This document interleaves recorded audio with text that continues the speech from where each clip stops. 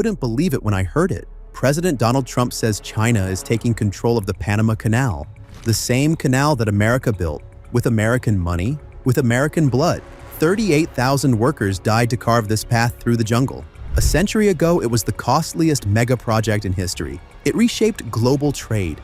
It reshaped empires.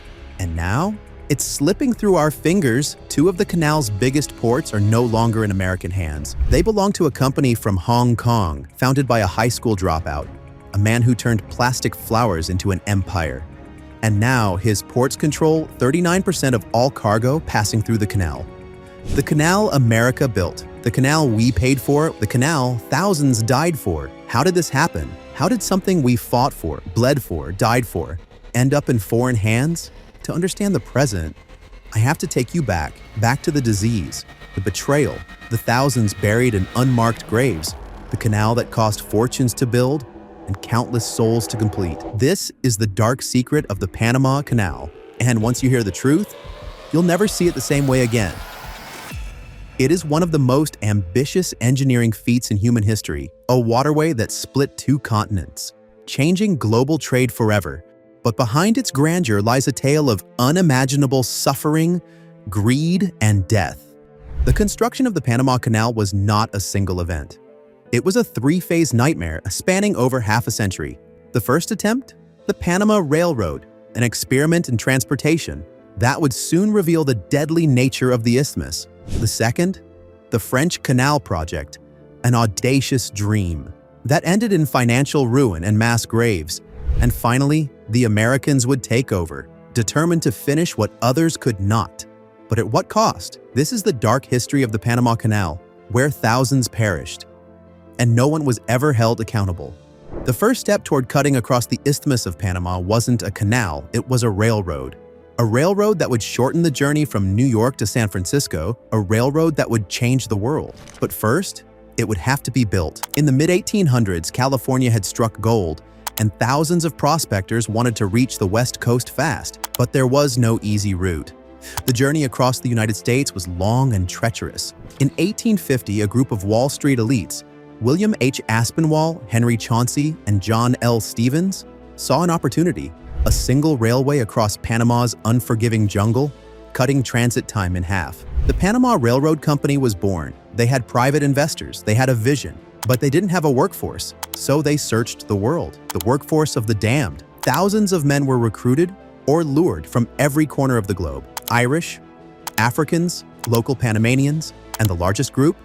The Chinese. They came from Guangdong and Fujian, chasing a promise, steady wages, a better life. Instead, they found hell on earth. The jungles were suffocating, the air thick with disease, the work unrelenting. Every day, men hacked through rainforest, laying iron tracks, carving paths through the mud and rock. Food was scarce, water was contaminated, and then the real enemy struck. Disease, death, and despair, malaria, yellow fever, dysentery. Swarms of mosquitoes carried sickness through the camps. Men collapsed where they stood, their bodies convulsing in fever delirium. Hospitals overflowed with the dying, but most never even made it that far. Their graves? The jungle? Desperation set in. The Chinese workers, once hopeful, lost all faith. They made pacts to die together. Some jumped from cliffs, their screams lost in the rivers below. Some walked into the jungle, never to be seen again. The most haunting stories? Those who smuggled opium into the camps. They took one last dose, laid down in the darkness, and never woke up.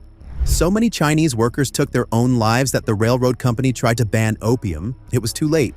The workforce was disappearing, not from disease, not from accidents, but from sheer hopelessness. And yet, the tracks kept advancing. Through mountains, through rivers, through Hell's Gorge. This was the most treacherous, most unforgiving stretch of track. The terrain was unstable. The rains turned the ground into sinking mud. The bridges collapsed under their own weight. Boulders the size of houses rolled down the mountains, crushing men instantly. No warning, no escape, and then the landslide.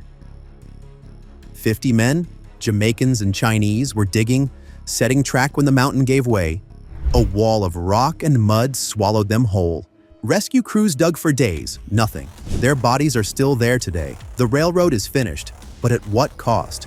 In 1855, the Panama Railroad was completed, 47-mile iron path between two oceans. The most expensive railroad in history, $8 million.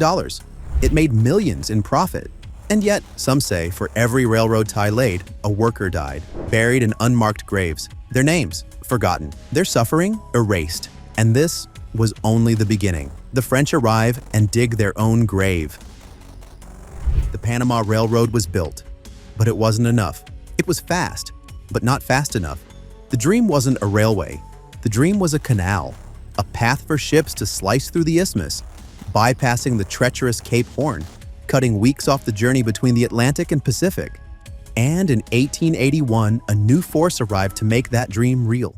A man with a legendary name, a man who had already changed history once, Ferdinand de Lesseps. The brilliant French engineer who built the Suez Canal. He had done it before. He would do it again, or so he thought. The French arrive in Panama. De Lesseps came with millions in French investments. He came with confidence, with ambition, with a fatal mistake. He believed he could build a sea-level canal, just like the Suez. No locks, no artificial lakes, just a straight cut from ocean to ocean. But Panama wasn't Egypt. The Suez Canal was built in a desert. Panama was mountains, rivers, unrelenting jungle. The land fought back, and soon the bodies started piling up, a nightmare of disease and death. The French needed workers. They found them. From France, from Colombia, from the West Indies. Jamaicans, lured by lies of wealth and prosperity, recruiters painted pictures of riches waiting in Panama. They called them the Colon men, Jamaicans who left and returned home wealthy. Thousands followed, and thousands never returned. Instead, they found misery, they found disease, they found death. Mosquitoes swarmed the camps, breeding in the stagnant pools of water left behind by excavation. Yellow fever, malaria, men collapsed where they stood, their bodies burned with fever, shaking violently in their beds. Some never made it to a hospital. Some died in their sleep. Some died screaming. The hospitals were overflowing, the corridors filled with the dying and the dead. There was nowhere to escape. Men ran away into the jungle but found only more death. The dig that killed thousands. The plan was simple. Dig through Culebra, the continental divide. Carve a straight channel through the rock. But it wasn't rock. It was loose volcanic soil, unstable, unpredictable. Every time they dug, the land collapsed right back in. The mountains refused to be moved, and they buried men alive. The French collapse. By 1889, the French dream was dead. So was Ferdinand de Lesseps, not in body, but in reputation. His company collapsed in scandal. His investors betrayed. His dream abandoned. His workforce, 22,000 dead. In total, the French poured $287 million into the project.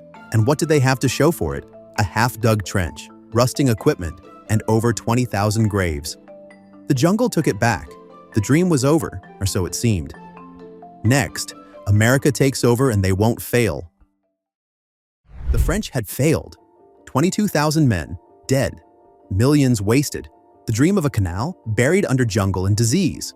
But one nation was watching, America. By the early 1900s, the United States was rising, a new superpower. And President Theodore Roosevelt saw the canal as the key to global dominance.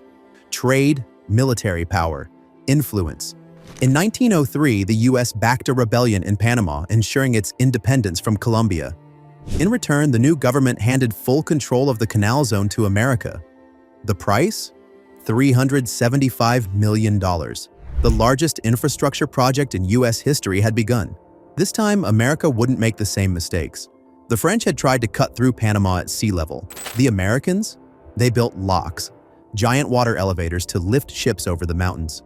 They fought disease with science. Dr. William Gorgas led a war against mosquitoes, draining swamps, fumigating homes, wiping out yellow fever. For the first time, men stopped dying by the thousands. But the work? Still brutal, still deadly. The Culebra cut, the deepest wound. At the heart of the canal was its most dangerous, most terrifying challenge. The Culebra cut, an 8-mile-long trench, slicing through solid rock, deep into the continental divide. They called it Hell's Gorge, because once you went in, you might never come out. 6,000 men worked there day and night. Dynamite blasted the mountains apart. 27,000 tons of explosives a year, more firepower than any war before it. One wrong move, one mistimed fuse, and entire work crews vanished in an instant. No bodies, no graves, just dust. And when the dynamite didn't kill them, the land did. The mountains were unstable. Every foot they dug, the walls collapsed right back in. Men were buried alive under tons of rock and mud. The worst part? You could hear them screaming. Rescue crews dug with their hands, with picks, with shovels, but it was always too late. By the time the excavation was done, workers had moved 100 million cubic yards of earth, 30 million dump trucks worth. But the canal still wasn't finished. The locks, lifting ships like toys, the locks were America's greatest innovation. 3 sets of chambers, Gatun locks, Pedro Miguel locks, Miraflores locks. Each one 1,000 feet long, 110 feet wide, 85 feet deep, built to lift battleships as if they weighed nothing. No pumps, no machines, just gravity, simple, powerful. Millions of gallons of water flooding in from Gatun Lake. Ships rose like corks, effortless, smooth. And when the locks opened, the water drained away, lowering them back down to the sea. A process that once took weeks, now completed in 8 to 10 hours. The final test, September 26, 1913, a small steamship, Gatun, would be the first to enter the locks. Thousands gathered, crowds watching, the world held its breath. The gates opened, water surged in. The ship rose. Slow, steady, it worked. The impossible had been done. Less than a year later, on August 15, 1914, the first full-sized ship, SS Ancon, made the full journey. 100 years of failures, fortunes spent, thousands of lives lost, and finally, at last, the Panama Canal was complete. But at what cost? The Panama Canal was an engineering marvel, a testament to American ambition, ingenuity, and sacrifice, and yet, it no longer belongs to America. For decades, the U.S. controlled this artery of world trade. In 1999, the Torrijos-Carter treaties signed the canal away, handing full control to Panama.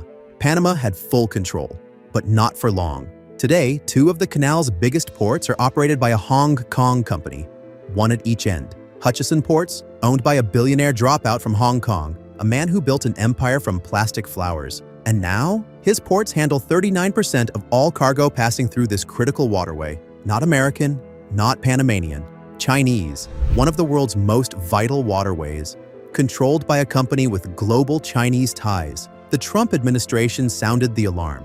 China is taking control. A country that built nothing here now holds the key to global trade. President Trump called for the U.S. to take it back. Senators raised concerns. China's Belt and Road Initiative has already secured strategic influence across the world. And in 2017, Panama joined. Just this week, under U.S. pressure, Panama's president announced that the country would not renew its agreement with China. But is it too late? So I ask you this, who really controls the Panama Canal? The country that built it? The country that owns it? Or the corporations that run it? 38,000 men died to make this canal a reality. Their bones rest beneath its waters. And today, a quiet war is being fought over its future. Who should control the Panama Canal? Who should control global trade?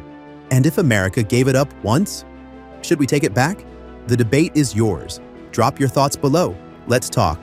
This story isn't over. The battle for the Panama Canal is still being fought, and the world needs to know. Share this video, spread the truth, get the conversation going, because the past was written in blood, steel, and sacrifice, but the future? That's up to us. And if you love diving deep into the world's greatest megaprojects, mind-blowing engineering marvels, and history's most ambitious constructions, subscribe now. This is just the beginning.